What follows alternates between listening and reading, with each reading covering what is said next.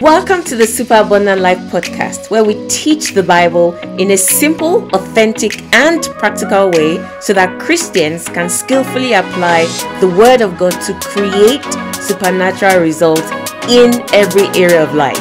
This is your host, Olawunmi Brigue.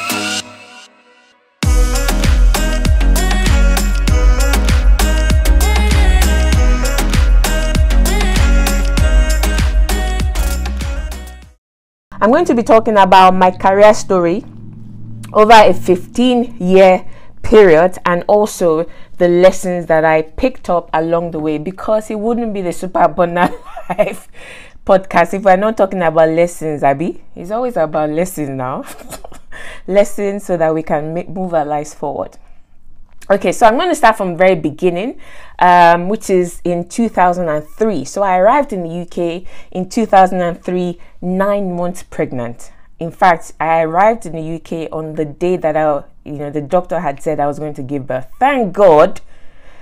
Thank God I was 2 weeks late, because otherwise I probably would have been one of those people that, that you read about in the paper that gave birth on a plane or something like that. If you want to know more about that, and yes, I was single, and yes, there was a lot of baggage and all sorts of things attached to that one, I'm not talking about that. Episode 1 is what you want to go and listen to. So I'm going to pick up from there. So I arrived in the UK, I had my baby, I had my child, and obviously I had just graduated before that time. So I had graduated, studied electrical and electronics engineering at the University of Lagos in Nigeria. I had started working, so I worked for a telecoms company in Nigeria for about 3 months.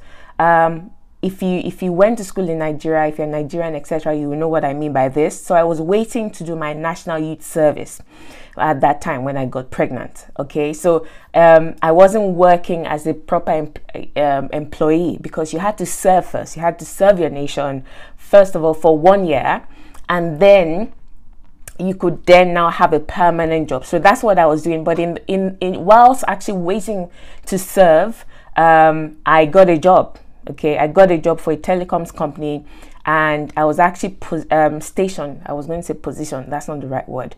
I was stationed in MTN. Again, if you know Lagos, Nigeria, etc., you know what I mean by that. So MTN is a mobile service provider. One of the biggest in Nigeria at the time. So I wasn't working for MTN, but I was working for another company that was working for MTN. So my job at that time was inside the MTN office somewhere. I don't remember exactly where now. So suffice to say, I hadn't really built a career in engineering. And actually, about halfway through my engineering degree, I think I had an epiphany.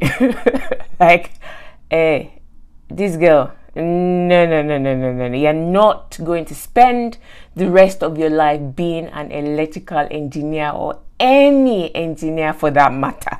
When you just realize, okay, no, this one is not it. This is not my calling in life. It's not my calling in life. It's just, I don't know whether it was a combination of many factors. I really don't know, but within me, I just knew that I'm not going to be an engineer. And that was why actually when I got that job for the telecoms company, I walked away from it after 3 months. I could have carried on doing it up until then, do my national youth service, and then maybe even have it become permanent or whatever it is. But I was just like, no, I don't like this. I don't want to do this. This is just, it was as if I was dead inside. So I arrived in the UK on the premise of that, knowing that engineering was out. It was completely out. I was never going to pursue anything that had to do with engineering or anything even close to that. All right, not IT, not telecoms, not engineering, nothing. I'm going in the other direction, but I did not know what. I didn't know what. I had some ideas, some of the other things that I was interested in. For a while, I thought, okay, I'm going to be a copywriter for an ad agency, because I loved to write. I loved to, write copy, etc. Well, not copy for advertising, but I loved to write fiction, etc., to create stories. That was something that I was very good at, that I loved doing. So I thought, okay, I can use that imagination as a copywriter for an ad agency. But all of this were just like things that were running around in my mind, which is quite interesting because now as a business owner, a lot of time I write my own copy. I have someone on my team that also does copy for us. But it's interesting how that thing never really left, even though that was not something I was supposed to pursue at the time. I'm actually doing it now, 15 years later. So I had my baby and I'm like, okay, so what next? Engineering is out. What am I going to do? And while I was praying, so I wasn't actively like praying and taking time out. I was just literally doing my usual confessions because I just moved to the UK and I was declaring that I was going to get a job that was going to pay me a certain amount of time. If you know my story, I had set that goal and everything just happened, bam, bam, bam. So it was now at the phase where I'm like, okay, now what next? And I remember exactly what happened. My brother came over to visit. And we were just talking. So it's like, so what's next? What are you going to do? You've had your baby. What are you going to do? I said, I don't know. I honestly don't know. And out of nowhere, my brother just spoke up and he said, what about teaching? And do you know what? As soon as he said it, something went off, like a fire went off inside me, which is very strange because never in my wildest dreams would I have thought, or nightmare I should say, would I have thought that I would have become a teacher. Because I grew up in Nigeria, went to school in Nigeria, and teachers were not exactly rated in Nigeria. Okay, I don't know how it is now, it might be different now, but teachers weren't exactly rated. They were respected. You respected your teacher, but nobody went to university wanting to be a teacher. Even people that studied education, they were hustling to go and work in the bank. Nothing like, I studied education, so I'm going to go and teach in secondary school. No, let me just get the degree first, and then let's go and find a bank to work in. So it like, teacher, okay, how? And, people used to walk up to me. I remember this very clearly. And people used to walk up to me. So in fellowship, I remember very clearly one day after prayer meeting, a guy walked up to me, one of the brothers in church, in fellowship, and he said to me, I see you teaching. And this is how far teaching as a profession was far from my mind. When he said it, he said, I see you, that one said, I see you teaching. I just thought, okay, teacher as in teacher of the word. I at that point in time, I loved getting into the word. I loved, dissecting the word, etc. So I thought, okay, maybe I'm going to in some way teach the word. That's fine. I can accept that. Another time, someone came up to me. I said, I see you working with children. Before the guy turned around, I started rebuking. I said, me, children. Because for me, I was not the most patient person. And children and me did not mix. Because if you are not getting it right, I'm like, please bounce, move to this side. Move to this side. So the idea of teaching as a profession never entered my mind. And the final incident that I'm going to cite that basically helped me make that decision after my brother said it was this. I remember I was still at university and I was walking home because I lived very close to university. Literally, the back gate or the second gate of University of Lagos, my street led into that. So I was walking home along a very long stretch. And somehow, I guess now that I know more, it was a vision that I saw. But then I didn't understand what it was. I just suddenly saw myself teaching, standing in front of a classroom and teaching. This was probably 5 years before this incident with my brother that I'm talking about. So I just looked at it and I rationalized and I said, okay, maybe during my new, what's it called now? Youth service, where you have to spend a year serving the government, serving your country, I should say, that maybe they're going to post me to a school and then I'll teach. For me, profession, never. That's what I'm trying to say. But when my brother said, what about teaching? Do you know that my mind flashed back to those 3 incidents that I just talked about? And I just knew that this is it. My mind couldn't understand it. If I told my friends, my colleagues, my fellow engineers at the time that we had just graduated that I wanted to go and become a teacher, they would have like, go and have your head checked. As in, it did not make sense. So I got into teaching. So I'm going to fast forward now, where began the process, went back to do my postgraduate what's it called now, diploma or something like that, so that I could teach, and then got into teaching. So my first school, I got into my first school, a school in Essex somewhere, which was a boys' grammar school. So the first school I ever taught in was a boys' grammar school, high achieving school.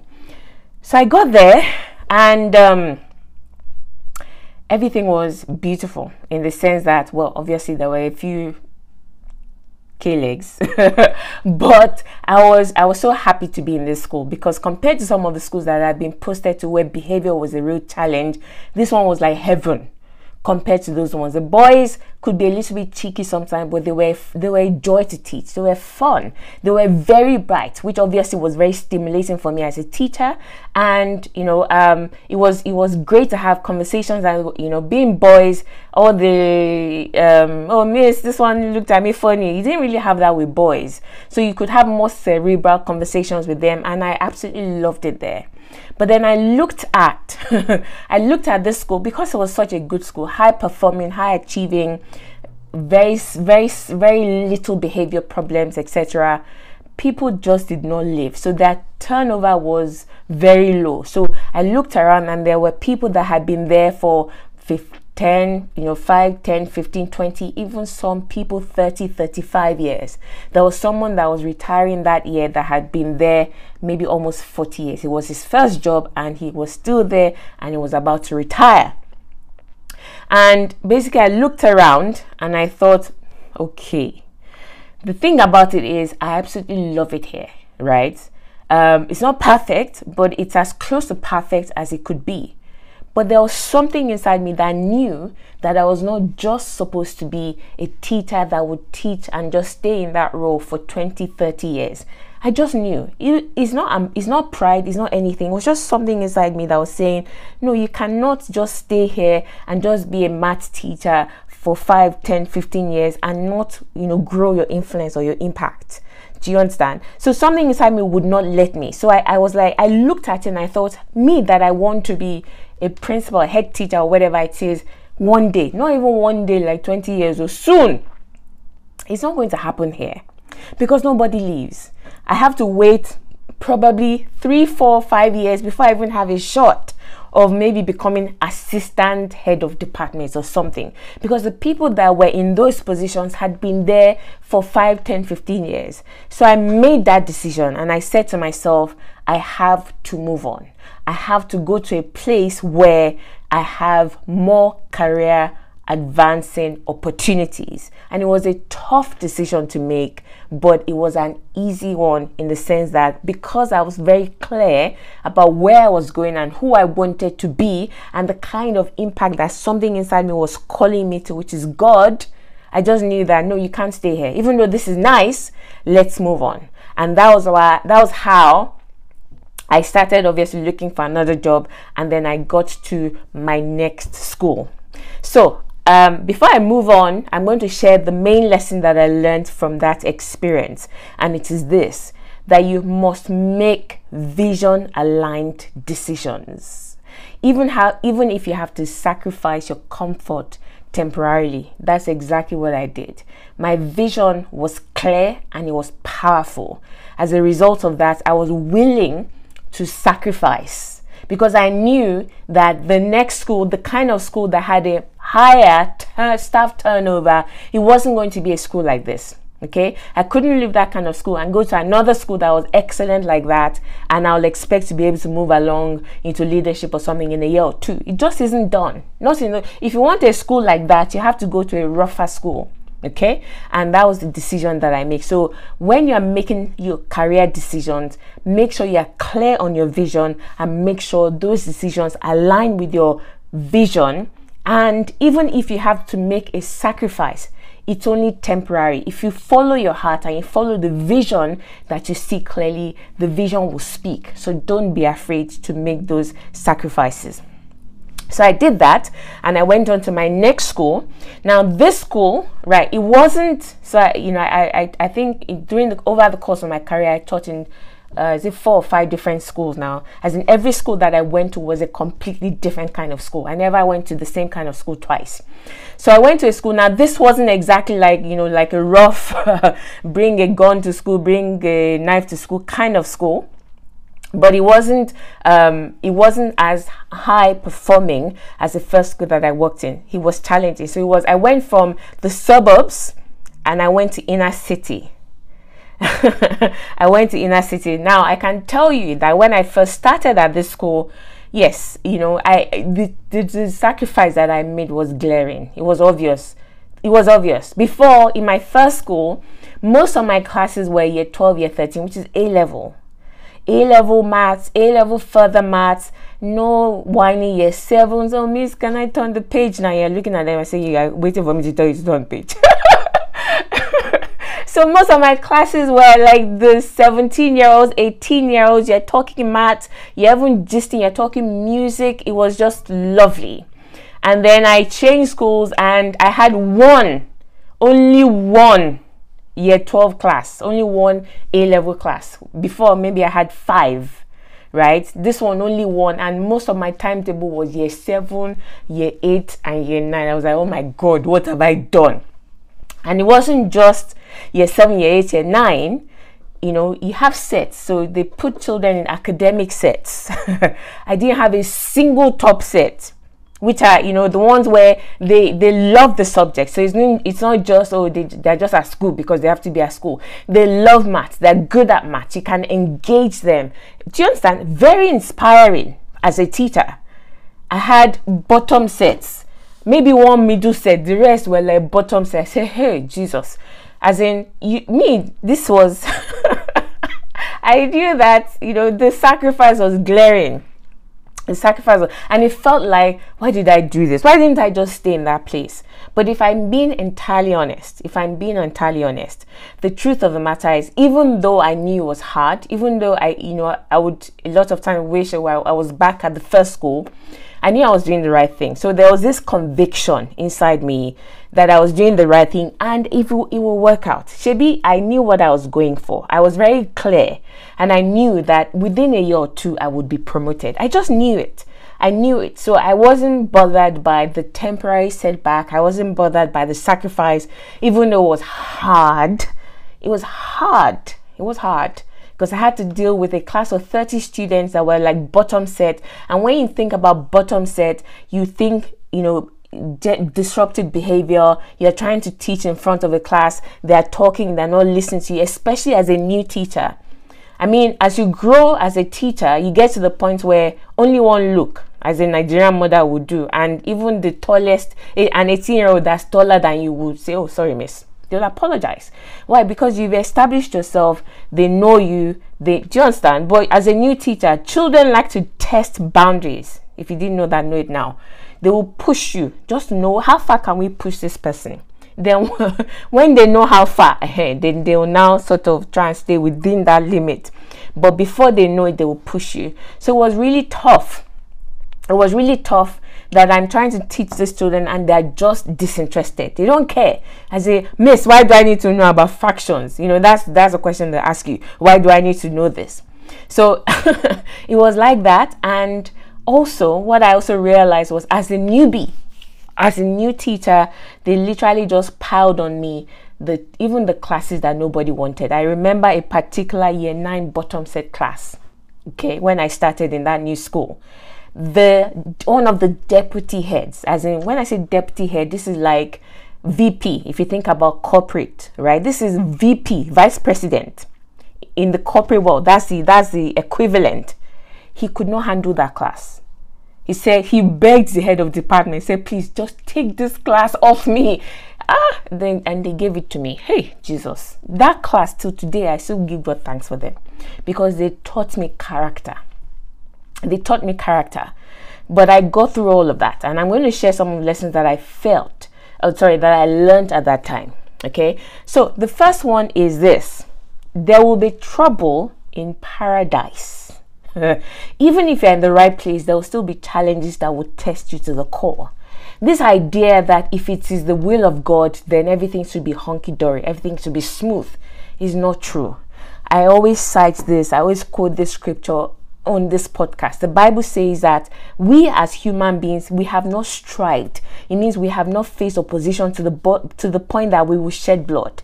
Jesus Christ, right? This is from Hebrews. So Jesus Christ was perfectly in the will of God, but he faced such opposition that it cost him his life. And he never took a single step out of the will of God for a single second of his life. So the idea that, oh, when I get this new job, the one that I truly want, everything will just be fine. People will just begin to lay down their coats and say, walk on it, walk on it. They'll promote me within 2 minutes and nothing bad will happen. It's not true. It's not true, because the nature of the world is you will encounter problems. So the lesson from that is there will be trouble in paradise. Even though I knew, I had a conviction within myself that I was on the right path, there were still moments when I'm like, oh my God, what did I get myself into? I want to go back to my first school, okay? Or a similar school. But destiny would not let me. Because I knew that if I could ride this out, there was a reward waiting on the other end of it. The second thing that I learned is, remember I said they gave me classes no one else wanted. Bottom set, the lower end of the school, and the rest, a lot of the other people. And it wasn't like malicious. It wasn't like they looked at this one and said newbie and tried to punish me. No, because there were fewer top sets in the school where I was coming from.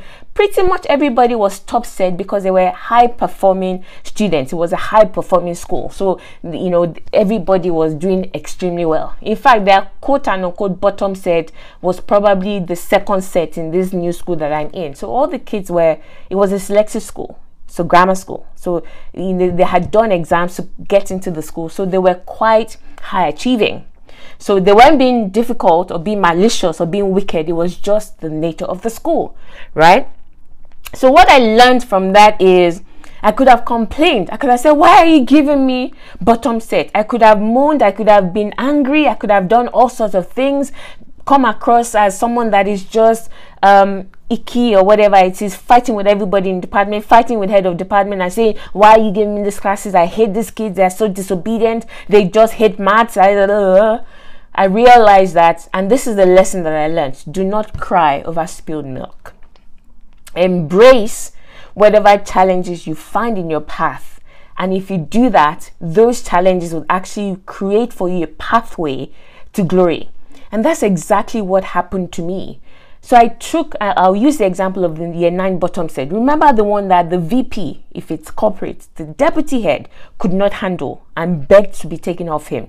That same class, do you know, it was my God, it was one of the toughest classes I've ever handled in my life, right? During my my entire career as a teacher, that was one of the toughest. I remember till today, I can still see the faces of some of the children, the way they tormented me. But did you know, because I didn't cry over it. I didn't say, okay, oh, why me, poor old me. I literally said, okay, oh God, in this path, the way you said we should come so that we can move faster into senior leadership, etc. Oh yeah, come and help us with this one. So I literally, God was giving me ideas. He said, do it this way, do it that way, do it this way, do it that way. That class was one, you do performance review, and as a teacher, they'll come and your head of department, whoever is doing it, will come and observe you teach. And that class was picked to come and, can you imagine, out of all the classes you could have picked, it was that one they picked to come and observe me teach and how I manage the classroom. But God knows how to turn all these things out for your good, right? So that class was observed, and at the end of it, when my head of department was giving me feedback, she looked at me and she said, how on earth have you managed to get these children down to here working? And we used to have 1 hour 20-minute lessons in those times. 1 hour 20 minutes, as in 80 minutes, with a classroom of 30 children that did not want to be there, that had all sorts of, STN. One is ADHD, ADD, can't sit still as you are trying to teach, and you're creating fires everywhere. I said, how are you able to do it? And I said, well, I'm not sure. These are the things that I've tried that have worked for me, etc.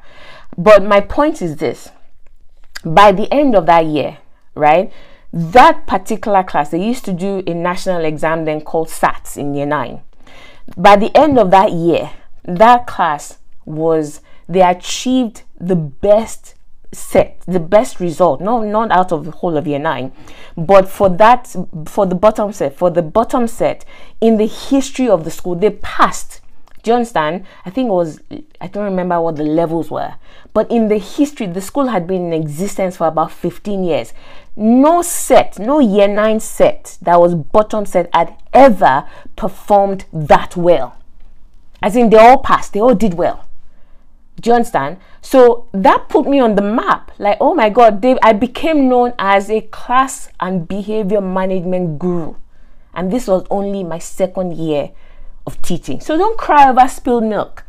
Your boss shows up and just throws stuff at you and says, go and solve it, go and deal with it.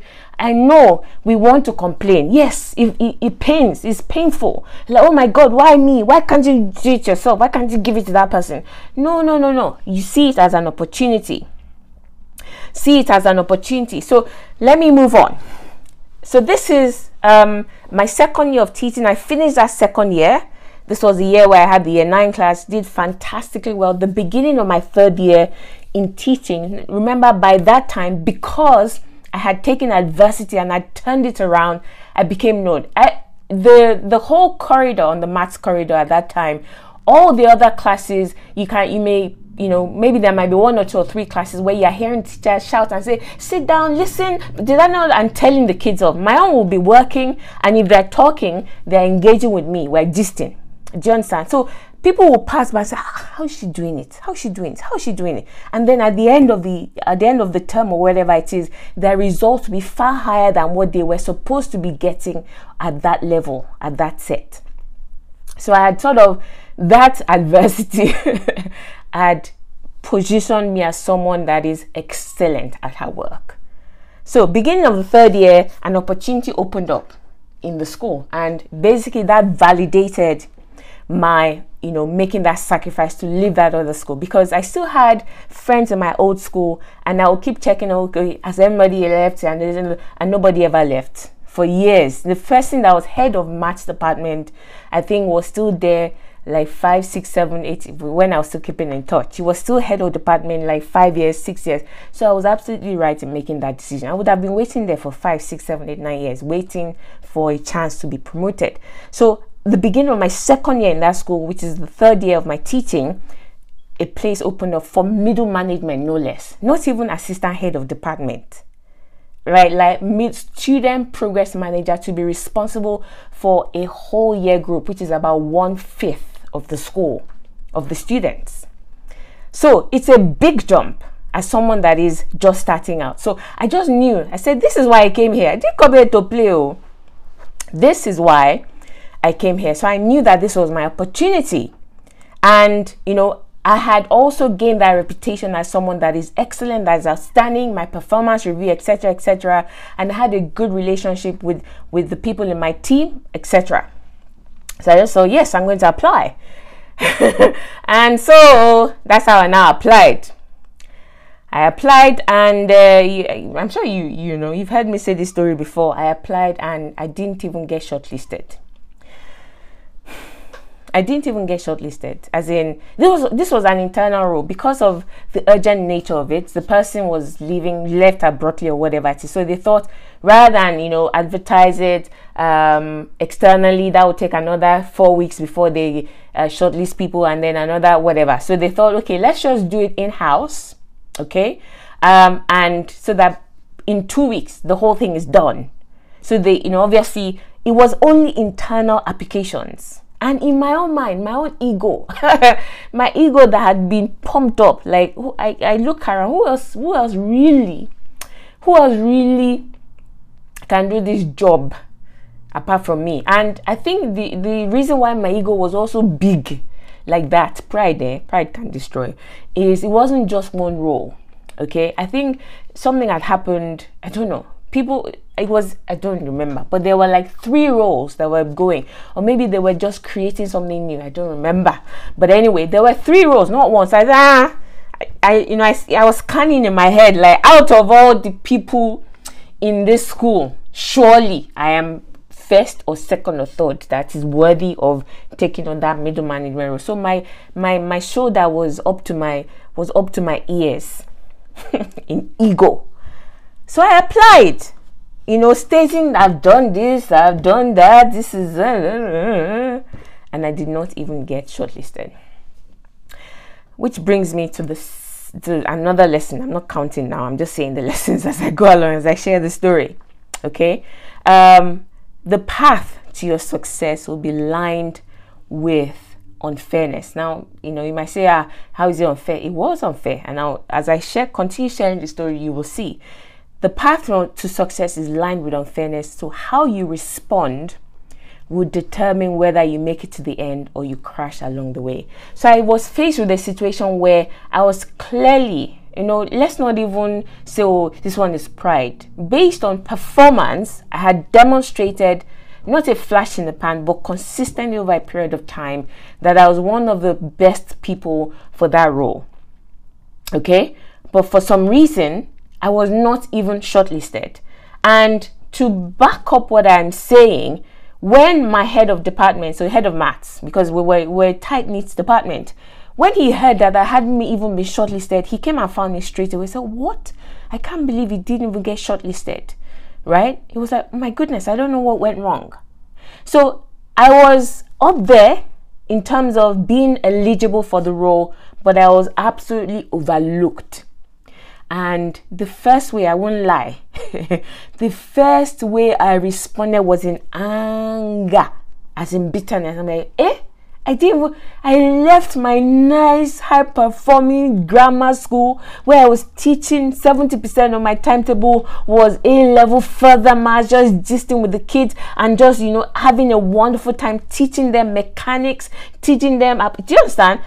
I now came and I'm teaching year 7 bottom set where they can't even add 3 plus 5. I'm having to show them, okay, 1, 2, 3. And on top of all that, you now did not promote me. Hey, it was not funny. I'm going. So while the first decision was vision field, right? This one was offense field.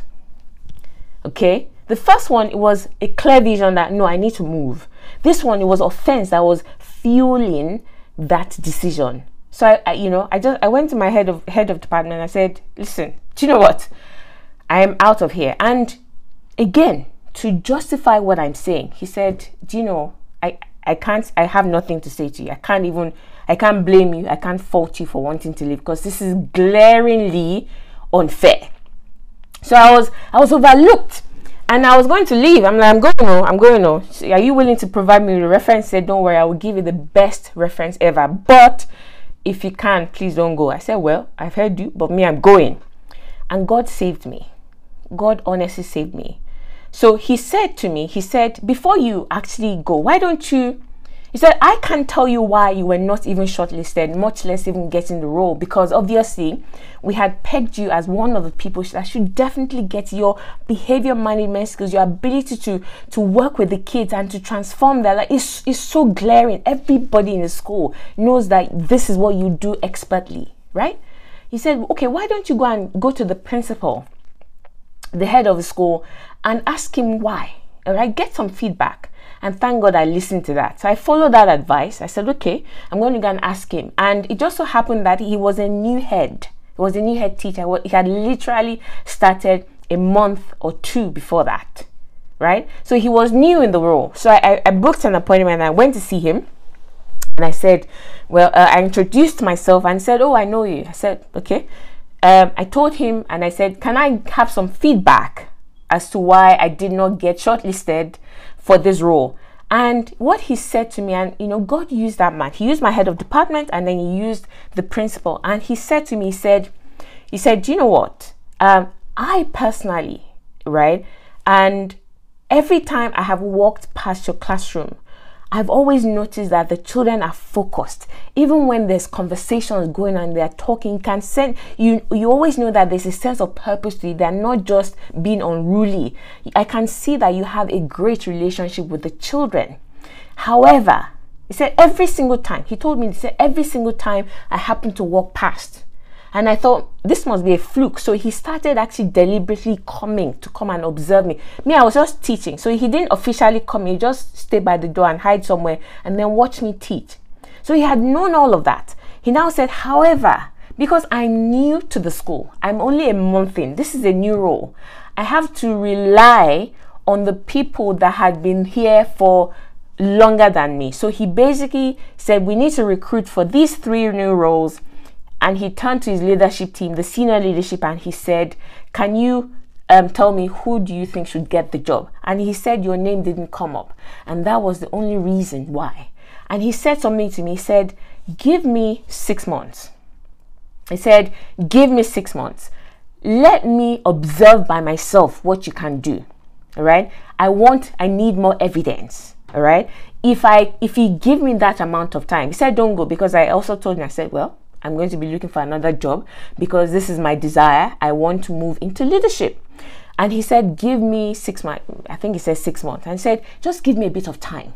Give me a bit of, and other roles will come up. I promise you, other roles will come up. If you continue to demonstrate with me here as a principal that you're someone that is ready to be promoted into leadership, nobody's going to be able to stop me.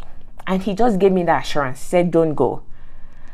So after the man talked like that, now I will now be stubborn and go. So I didn't go. All right. And didn't go. So I said, okay. All right. Okay. So he said, just keep doing what you're doing. I just need a little bit more time to observe for myself and have the evidence to say I'm promoting this person. And I took his advice. I took the advice also of my head of department, head of maths, and said, don't go, don't go. I told him what he said and said, listen, just trust him and just do that. And I think I did that. And what was what drove the knife into the wound worse for me was the fact that the person, one of the 3 people that actually got the role, was someone that I had trained. They had, she was a year behind me in terms of experience. I had 1 more year of experience than her, and she was promoted above me. Not only that, this was somebody that they had attached her to me so that she could observe my lessons, so that I could show her a few things about teaching, almost like mentored her, and she got the job above me. Okay, so I learned that lesson. Okay, and this is the lesson that I learned that I never ever forgot, apart from the one that I just said, that you will experience unfair situations. If you respond the way I initially was going to respond, with anger and with bitterness, if I had left like that, I would have found myself in career wilderness for a long time. I would have. That's the truth. But God saved me. He said, listen, no, don't do it. Don't do it. Don't do it. Don't do it. And he said to me, this person that has been promoted over you, serve her. So she literally came to me and said, I want you to be a form tutor in my year group, in this year group that she had been given. She said, I want you to come and work for me, essentially what she was saying. Not in a bad way, but because she knew she needed me, that I was one of the strongest teachers in terms of managing behavior. She knew. So she said, I want you on my team. And I could have lambasted her. I said, get out of here. What do you mean? How can I come and work for you? But obviously I'm a Christian now, and the Holy Spirit lives inside me. So I said, okay. So God had warned me, said, well, serve her. And so over the course of maybe a term or 2, I did everything in my power. I went out of my way, to serve her, to help her. First of all, by making sure that my own form group, the 30 students that I was responsible for as a form tutor, that they were progressing, etc. And then I gave her ideas. If I had a good idea, I would give it to her and say, let's try this, and we would try it, etc. So I went all out to support her. And yes, the principal had said, true to his word, literally, it wasn't even up to the 6 months that he said. He literally came and he said, you are going to be promoted. Obviously, there was an application process. And I got the job. And I went on to be extremely successful in that job. But here's the second lesson that I learned in that season of my career. It is not enough to be excellent at your job. You must also invest in building key relationships. I did not know that. Do you know the person that got the job, or rather the 3 people that got the job? Do you know why they got the jobs? It wasn't because they were performing better than me. It was because they had relationships. They had sponsors. They had people that literally spoke for them. I said, no, this person should be. Do you understand? They had sponsors. They had people that spoke for them. They had people that spoke for them. And all 3 of them, before the end of that year, had left that role. They had left that role. So imagine if I had had somebody that would speak for me in high places, in senior leadership, that had served, that would speak for me as well. I would have, from the beginning, maybe I would have even helped them so that none of them would have had to leave the role, because the role was too hard for them. If you're not someone that is strong in behavior management, in knowing how to connect with children and inspire them, because the head of year role, a lot of times you're dealing with, children that behave badly. The good ones, you don't really get to know them. It's the ones that are always in trouble, that are always in your office. Do you understand? So I learned that you can't just say, oh, I'm good at my job, they're going to come and promote me. After I learned that lesson, I knew that I have to actively build relationships, invest in those relationships by serving people. So, like I said, I took on that role. This was halfway through my 3rd year of teaching, and I was already a middle manager. Halfway through my 3rd year. It's not usually heard of. You have to be in certain kinds of schools to be able to do that. If you're in a school where nobody ever leaves, you can be there for 20 years and never go into immediate leadership. So that sacrifice paid off for me in the end. So my middle leadership, my season of middle leadership, I can't talk about that here. It's going to take too long. But I'm just going to read out what helped me, the lessons that I learned as a middle leader that helped me to be wildly successful in that role. So successful that at the end, so I took a year group after like 2 or 3 years, and my year group had gone to year 11 and finished year 11, and obviously I was supposed to take on a year 7 group. Just stay with me. I know that if you're not in the UK system, this might not make sense. But let me paint in a general light. After I had finished working with a particular group of students, I was supposed to take on another group. Basically, the head, because he came to me and he said, I need you to come and take over this group that is having issues. They were the worst group in the school, and the exams were coming up. So this was year 11. They had their GCSEs coming up, as in end of secondary school exams, and the year group was so scattered. He removed me from where I was because I had been so successful, and said, I need you to come and take over this group and do your magic. His words. I need you to come and do what you do. Come and be you, and come and transform this year group. And you, guess what? You only have 9 months. And I did it. Okay? So that's what I mean by being successful, but I did not do it alone. These are the lessons that I learned as a middle leader. Number 1, all right? Number 1, as a leader of a team, number 1, don't expect to reap a harvest where you have not planted. I see people doing this a lot. What do I mean by that? You cannot ask of your team what you have not yet given. So people say, oh, you have to come early, but you don't come early. You have to give 100%, but you are giving 30%.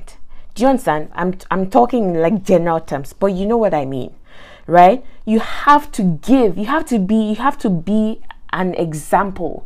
There's nothing that inspires your team more than you being an example, a role model. You have to be the first to put yourself in. You have to be the first to sacrifice before you can ask anybody to sacrifice. That's one of the greatest leadership lessons that I learned during that season of my life. The second one is this.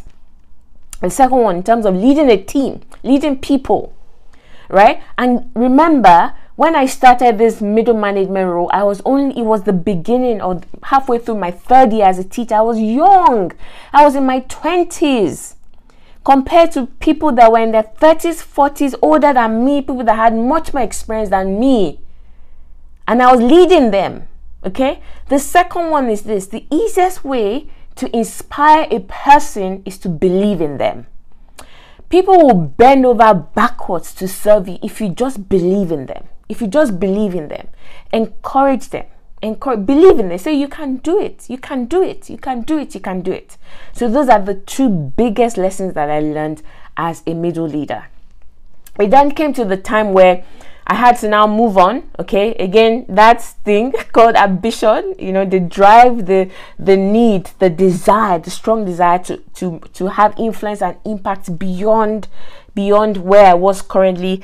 The same thing that made me leave my first school to go to my second school. Now as a middle leader, I had been a middle leader for about 3 years or so. Then it kicked in again, or 2 years. I don't remember. Okay, now senior leadership. Let's go. Senior leadership. And again, I applied thinking, okay, now to be a senior leader, I had to leave my school because this one, we're talking, deputy head, vice principal, and not principal yet, but definitely deputy head. So this was a big jump. Right? So I had to leave my school. So this wasn't about, I need to go and build relationships. How many people that I can't even build relationships with people in a school that I don't know. All right. So I thought, okay, I'm going to list all the things I'd done. So I applied. I would get invited to interviews. Okay. By this point, I knew how to write CVs. I knew how to write personal statements. There was not I don't remember, but I don't think there was any senior leadership role while as a middle leader that I applied to that I did not get shortlisted for. So they would invite me to come for interview. I think I must have gone for about 4 or 5 interviews. And I would get there. And somehow, after the thing is finished, I would get a phone call and say, sorry, we decided not to go forward with the application. You were not the right fit, blah, blah, blah, blah, blah, blah. And all that jazz. And I was like, number 1, you're like, okay, let's move on. Number 2, number 3, what's going on here? Is there something on top of my head that's saying I'm not the right fit? So again, the move from middle leadership to senior leadership, I learned another lesson. And it was again this same principle that helped me get into middle leadership that taught me another lesson that helped me make that jump. And I've shared this, I think, a few times on the podcast as well, which is this, right? I was doing fantastically well within my area of responsibility to the point that he literally came and said, listen, I'm going to remove you from here because these guys are good. Anybody can lead them now. I'm going to come and I need you to turn this around in a short time. I was doing that well, but it was not translating because I was still staying within the year group. Do you understand? I didn't have influence beyond my area of responsibility, and he was the one that pointed it out to me. He said, to be able to progress into senior leadership, okay, you have to demonstrate consistent success beyond your area of responsibility. And he offered me, he said, okay, so I said, how am I going to do that? This was how I was thinking. I have to get the opportunity to demonstrate that I can do something that is whole school or organization wide beyond an area wide. And he said, no. Before you get there, you have to first of all become. He taught me that. He said, you have to demonstrate it before you are given the opportunity. I said, so how? And he said, listen, it's simple. You volunteer. And he said, okay, I'm going to create a role. He literally created a role for me. So I still had my regular teaching job. I still had my regular middle management job. He created another role that spanned the whole school. Data manager. He literally created that role for me without pay. And I was so happy for that opportunity. So that was what I did that gave me the experience. The ability is not just putting on your CV. The reason why I was making it past the shortlist, but not, I was failing at the interview stage, etc., was because I was thinking like a manager. I was not thinking as a leader. I would be, they would do scenarios and say, what would you do here? I would answer as a manager. So by having that whole organization or organization-wide responsibility, I began to think from the top down, rather than on the ground level trying to plan and manage everything. So it broadened my perspective. I was more strategic in my thinking. I could solve problems from the strategic level, inspire people, etc. And that was what made the difference. The very next interview that I went for to become a senior leader, I got the job. So my lesson from that season was this. The quickest way to be promoted into anything, into leadership particularly, is by consistently solving problems and making contributions beyond your area of responsibility. That's the quickest way. The quickest way to progress is not just about doing what you have been given and doing it well. No. The Bible puts it this way: if you have not been faithful in what? It didn't say in your own things. It didn't say in your own job description. The Bible says if you have not been faithful in the things of another man, meaning it was never your responsibility in the first place, but you saw a problem there, you lent them your services, and you were faithful in the things of another man. If he says if you don't do that, nobody will give you your own. You will never progress beyond that. They'll say, because we hired you to be doing your job, why should we reward you beyond that? If you only ever do your job and do it excellently, why should we reward you? Okay, so you can like go up points and say we get a bonus, but if you're talking about moving into leadership, having more responsibility, you must demonstrate excellence. No, not excellence, contribution, problem solving beyond your area of responsibility. All right, that was a major lesson that I learned in that area. So moving on now, so I can round up. This is a very long story. So I got this job as a senior leader, and at first, again, any kind of change, I experienced exactly the same thing. So this is now my third school. Exactly the same thing that I experienced from going from my first school to my second school. Because in my second school, all the kids knew me. I had authority. I didn't even have to say anything. I would literally lead an assembly of 400-500 kids, and I'm the only one there. All the staff, I'll say, teachers, you don't have to wait. You don't have to stay. You can go. And no, not a child would take a step out of turn. Do you understand? So it was comfortable. It was easy. Right? Life was good. All right, but then I moved to this third school, and obviously you're starting again. So again, like I said in the beginning, even though it was a step in the right direction, I still had challenges. Paradise has problems. Okay, so I got there, had to again dig really deep.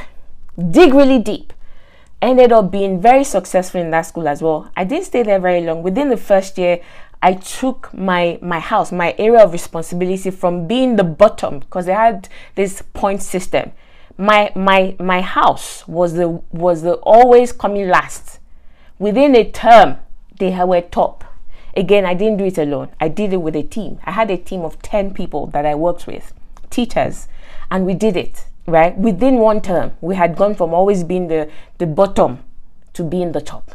Anyway, that's not the lesson.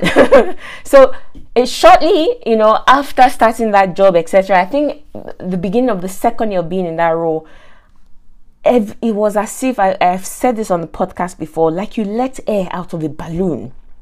The excitement of, I'm a senior leader, I'm on the leadership pay scale. Do you understand? It wasn't even the money, as in because I had my salary had gone up. So the change in salary, money, was not even that magnificent. As in going from that middle leader to the senior leader, it wasn't fantastic. It wasn't fantastic. It was just the fact that, yes, more influence. I'm not only looking after a year group, I'm looking after, do you understand, almost a whole section of a school, almost a whole school, exactly.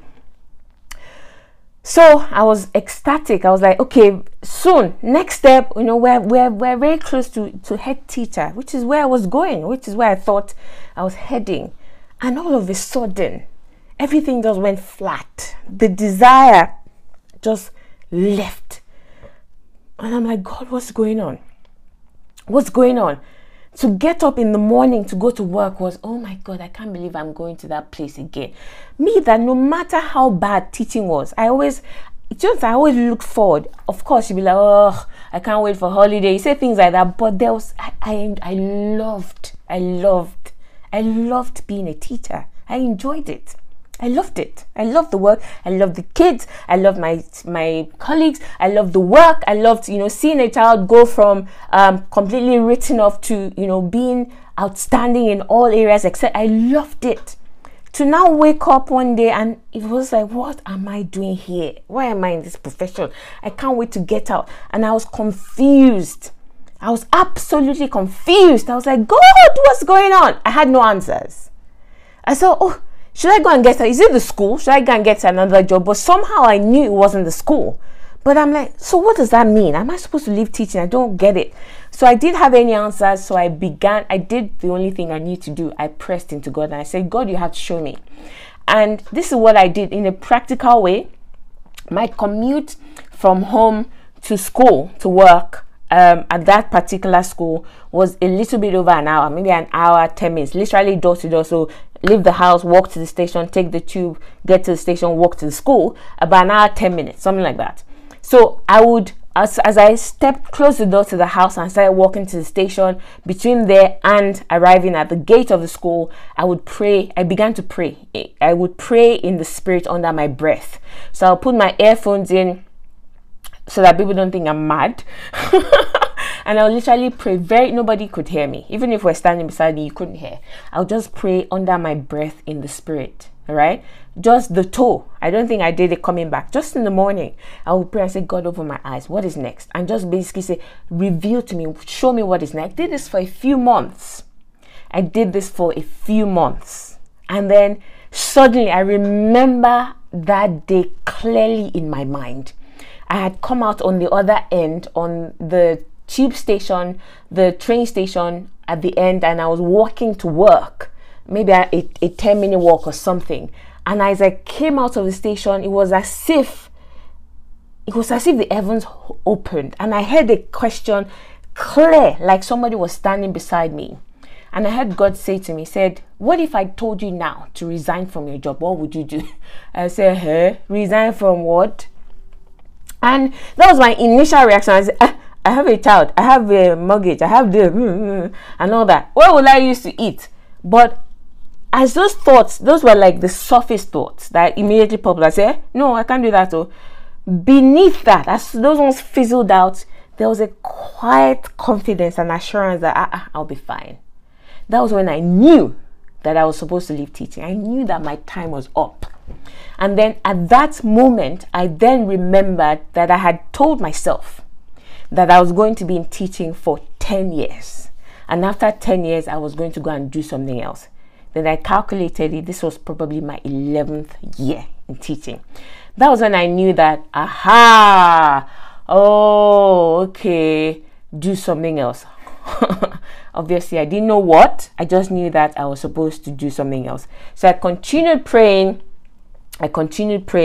And, I began to take the steps. Before I move on to that, the lesson that I learned there, and I still imbibe in my life today, is this.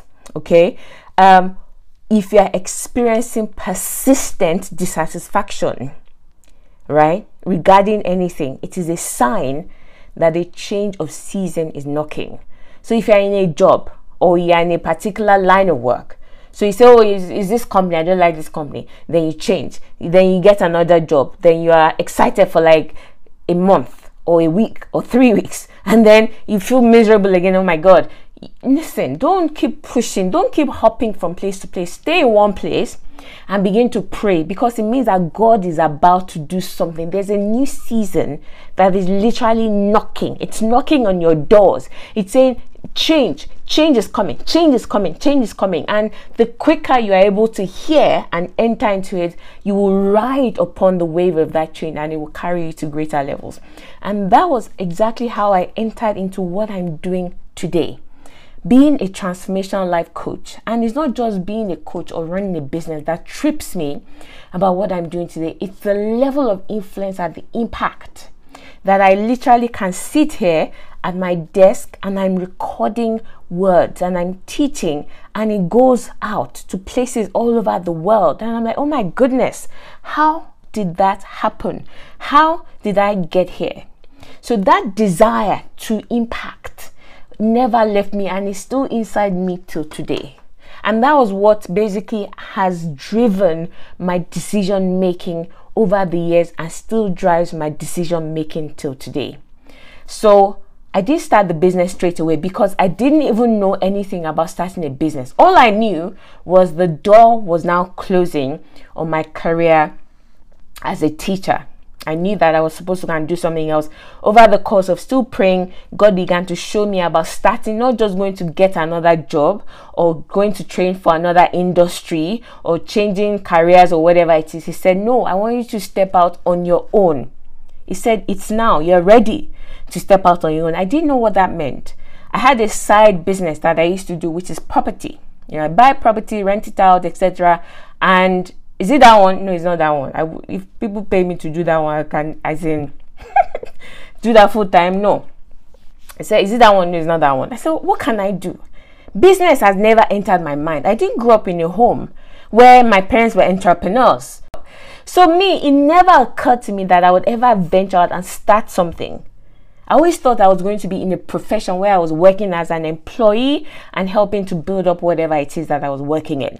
But God began to show me that now it is time for you to step out, right?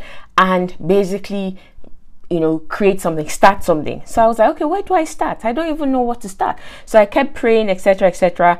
I did not have the clarity. I had a few ideas. I thought, okay, I love editing. Okay, I began to research into being an editor, etc., etc. Began to maybe, you know, look at maybe researching into that and taking steps towards that, but I didn't know. I didn't have any clarity about it. All I knew was I continued praying. And you now know, I still didn't know what I was supposed to do specifically, but I began to take specific steps based on what God showed me. And he showed me, he said, now I want you to drop your leadership responsibilities because, and he showed me in the Bible, he took me to a verse in the Bible where John the Baptist said, I decrease so that he may increase. He said, your education career is John the Baptist. He says it is winding down.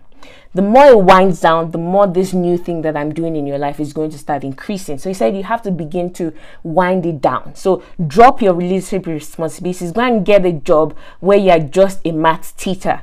And that was the first thing. I obeyed. I didn't know anything else. I didn't know what I was supposed to be doing. Business. I had no clue. But I knew what God said. He said, wind it down. I could see that one as clear as day. So I was in my third school where I was a senior leader. And then I went and applied. So yes, 4 schools. My 4th and final school before I left completely. And I listed it out to God. I said, okay, if we are winding things down, I don't have the energy then or the headspace to go and work in maybe an inner city school where I'm not that kind of person where I'll be in a place that change is required, right? And I'll just be passive and say, it's not my business. I'll just do what I can and leave. No, I will be sucked in. I was sucked in. It would take all my time. It would take my headspace. I would want to make sure the kids are good, etc. So I want a school that is easy like my first school. Okay, easy. Okay, no behavior issues, where I know that I can give my best, but when I leave, I can then devote it to whatever thing you want me to build. And that was the agreement. And I went into my 4th and final school was an independent school, which if you're not in the UK, that means a private school. So a well-established private school. Behavior issues were not rare. The children, this was the kind of children I said, oh, thank you, miss, after you taught them. Oh, please, just very nice kids. I enjoyed it. There were obviously 1 or 2 issues, etc. But nothing compared to where I was coming from. Where I dealt with children bringing knives into school. I can't remember how many children that I either suspended, and I think while they're expelled, they questioned me because we expelled one particular child that brought a knife into school. So that was where I was coming from. I said, I don't want to deal with that. I can't be building 2 visions. So I want something that I can give my 100%, but it's not going to consume me. So that's another thing you need to understand. Okay, you can't build 2 things at the same time. So if you say, oh, I want to build a business, you can't be in a job where you have to invest a lot of time and energy and headspace into building something. One has to give. So you either scale it down to a job where you are doing your absolute best. I'm not saying slag off.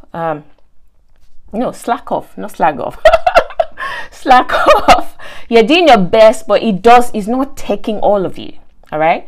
So that's what I learned at that point in time. So, I said, okay, God, this is the next school we're going to get then. And I got that school and I began to teach there. Then the next phase was to go from being just a full-time math teacher. And then I went part-time. That in itself, all these things I'm saying, it wasn't just like, it just happened. No, it was a fight of faith to leave my school, to go and teach in the independent school, and then to go part-time. Because going part-time in teaching is like pulling a tooth. Is extremely difficult. But I stood on the word of God and I saw all these things play out. Now, so I was at the point where I was now like, okay, so let us build the other thing. I'm in a position now where I can do this job and it's not going to consume me. I have the time and the space in my head to be able to build something else, but I still didn't know what. And do you know when I came to that realization? It was by giving. It was by giving. How did I come to that point? Okay, how did I come to that point? My church, the women in my church, we thought, let's have a women's meeting. And I thought, okay, as a pastor's wife, what can I do? So they said, pastor's wife, oh yeah, create a women's meeting for us. I said, okay, what do I know that I can teach? What am I good at? What can I do in my sleep? And it was December. So I thought, okay, it's December. I'm very good at goal setting and achieving goals. When I set something, I achieve it. But I know that lots of people struggle, and I thought, okay, because it's also December, people think a lot about the new year, etc. at that time. So I said, okay. So I basically, if you listen to episode 1, the system that literally God taught me to go from a place where I was in a pit of despair, abandoned, etc., to literally, the Bible says that He took me from the miry clay and set my feet upon the rock. That process, that system, I had documented it because God told me to, and I had used it over and over again to keep producing outstanding results in my life, in my career, in my finance, with my child, etc. And so God said, that system, all right, goal execution and mastery system gems. Why don't you go and teach the women in your church how to set those kind of goals, how to make sure that they deal with the different areas of their lives that will make it easy for them to achieve their goals? And that's what I did. And I had that meeting, was eat lunch in a fancy place, did the teaching.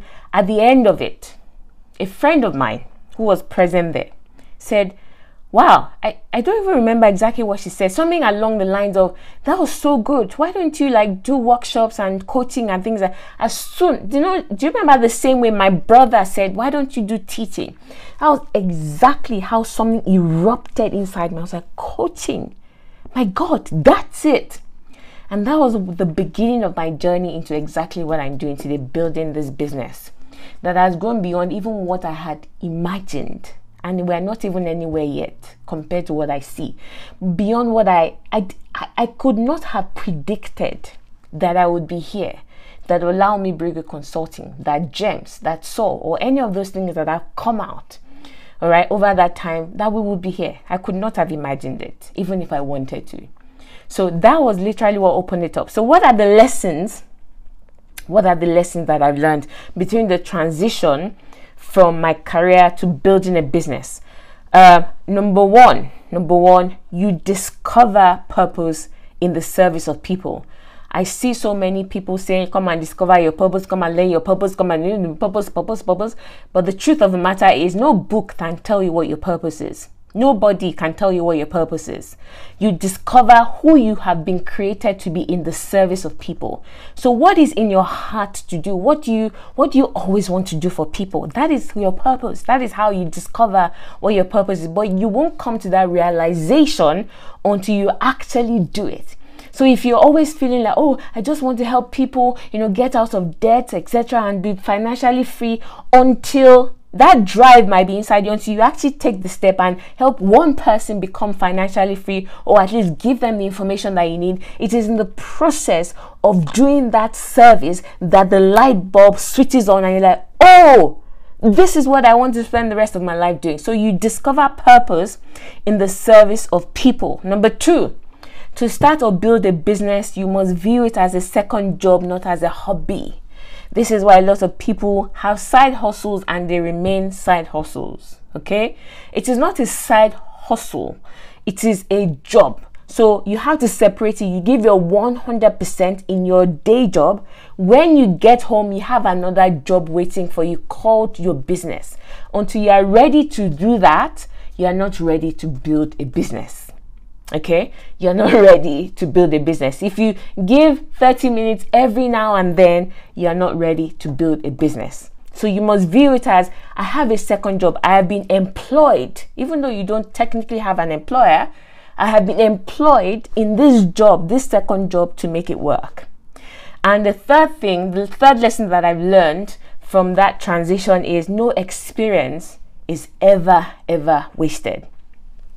No experience is ever wasted in life. I told you at the beginning that I used to write stories. I love copywriting. I loved just basically trying to sell an idea and sell and, communicate in a certain way. I'm still doing that today. My teaching, my 11/12 years teaching experience comes in extremely handy to what I'm doing today. So no experience, don't despise anything. Even if you're in a place where you feel like you're wasting your time, I hate it here. No. There's a reason why you're there. And if you actually allow yourself to learn the lessons that you're supposed to learn, it is going to help you at some point later in the future. So that has been a snapshot of my 15-year professional career so far. My first job along this stretch, minus the 3 months that I did back in Nigeria, I started my first job in September 2004. So I should say 16 years if I count my business as well, of professional career/business. So I hope that's helped you. I hope you've enjoyed my story and yeah, I'll be back next week. Bye.